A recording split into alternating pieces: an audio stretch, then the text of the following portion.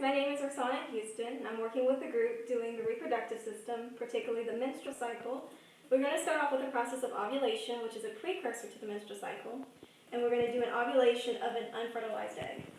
So the egg is going to come out of the ovary into the uterine tubes, and it's going to move all the way through until it reaches the uterus, where it will then disintegrate. Hey, I'm Kristi. I'm going to talk to you about the first two phases of the menstrual cycle. In the first phase, which is the proliferative phase, the functional layer, the endometrium, which is here, will be regrown through the secretion of estrogen. Estrogen stimulates mitosis in the basal layer and the regrowth of blood vessels, thus regenerating the functional layer. In the second phase, which is the secretory phase, the secretion of progesterone and glycogen will also stimulate the further thickening of the endometrium.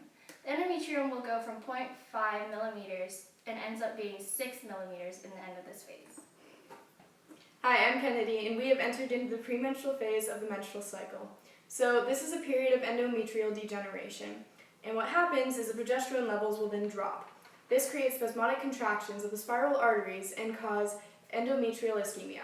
So the ischemia will then bring about tissue necrosis and cramps, and blood will then accumulate in the uterus. So as we pour that in, accumulates in there, and the endometrium will fall away from the uterine wall.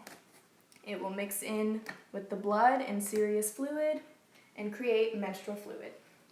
Hi, my name is McKenzie, and I'll tell you about the menstrual phase of the menstrual cycle.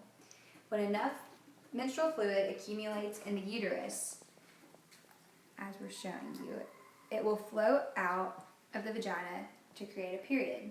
As this happens, parts of the degenerated endometrium will flow out with it. Now here's a fun fact. The average woman expels 40 milliliters of blood and 35 milliliters of serous fluid over a 5-day period. And this concludes our menstrual cycle.